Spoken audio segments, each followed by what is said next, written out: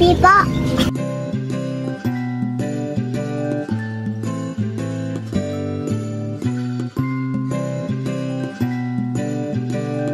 Hi, good morning. Kakagising ko nga lang dyan at kasama na sa morning routine ko ang pag-check ng BP ko. At mula nga ng daily na akong nakakainom ng Losartan every morning ay nagnormal na ang BP ko. Kaya nagpapasalamat ako ng napakarami sa ating Panginoong Diyos dahil kahit papaano ay nalalampasan ko at ang aking pamilya ang mga pagsubok na dumarating. Sa tuwing nakikita ko na normal na lagi ang BP ko ay masaya na ako. Kapag nagkakaedad na nga naman, no? Yung dating baliwala lang sa'yo, ngayon malaking bagay na para ipagpasalamat. Anyway, kinahaponan na ito at lumabas sila ate at nakabili sila ng pandesal. Dito sa amin, hindi lang sa umaga ito available kundi hanggang hapon. Ito at alam na alam mo na bagong luto dahil super init pa. 5 pesos ito bawat isa.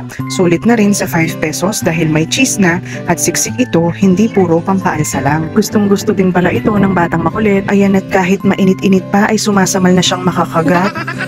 At dahil medyo may kadaldalan na itong batang makulit, ay itinuturo ko sa kanya ang word na opo. Can you say opo? Can you say opo? Di po.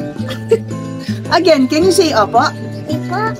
At sa araw din pala na ito ang pagdating ni Mama galing Quezon. Yung last na pag-visit ng mga kapatid ni Mama ay sumama siyang pabalik ng Quezon. 1 week ding nakipag-banding si Mama sa mga family and friends niya doon. At naku, eto na naman po ang batang makulit, nangunguna sa pagsalubong. Ano ang sinasalubong mo bien, si Lola Owa o ang mga pasalubong? Char! Ang dami ding mga dala ni Mama. May papaya, mga dried dilis, tuyo at saging. Ang mga saging at papaya bagong pitas pa raw sa puno at ito'y pinadala ng mga kamag-anak ni Mama doon. Maraming salamat po sa pasalubong. Eto at hihiwain ko na itong half ng papaya at nang matikman na. Sila Mama at Ate Tam naman nauna nang kinain yung half ng papaya. Pinaipon ni Mama itong mga buto dahil ipapatanim daw kay tatay dun kila ate. Pinatikim ko nga pala ng papaya ang batang makulit pero hindi niya nagustuhan kahit pa matamis ito. Talagang hindi niya ipagpapalit ang manggang malulot ne. Ang dami ko palang nahiwa o nakuhang laman sa half na papaya. Ang laki naman kasi nung buong papaya. Kaya kung constipated ka man, ay mapapadali ang ginhawa na mararamdaman mo. O mailalabas mo lahat ang sama ng loob pag naubos mo ito, char. Nirefill ko pala ng tubig itong mini water dispenser. Napaka-convenient gamitin ito, kaya di ko na inalis sa table lalo na hindi naman ito ganoon kalaki kaya space saver din. Kung gusto mo rin nitong mini water dispenser, ang link ilalagay ko sa comment section. Anyway, ang sarap at ang tamis nitong papaya. Hindi naman po halata no, may karakal na akong subo, char. Iinom na rin pala ako nitong mga vitamins ko. Syempre po, health is wealth. Baka makalimutan pa ng nanay. Ewan ko ba, nagiging forgetful ako ngayon. Wow, forgetful. Mapangalingwan niya mo. Kinabukasan na ito at ayan, normal na naman ang BP ko. Thank you, Lord. Mama.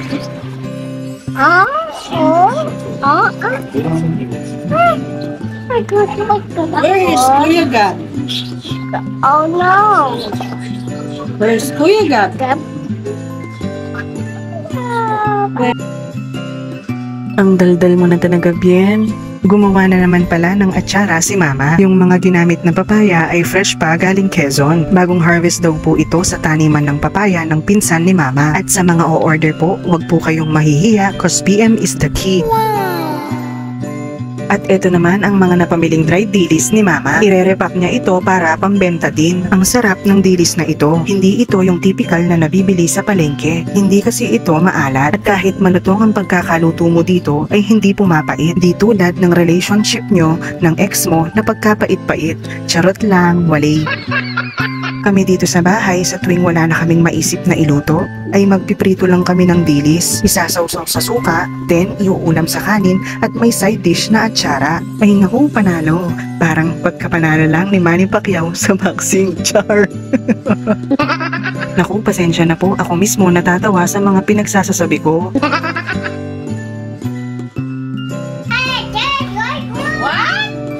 Okay, hanggang dyan na lang muna. Bye!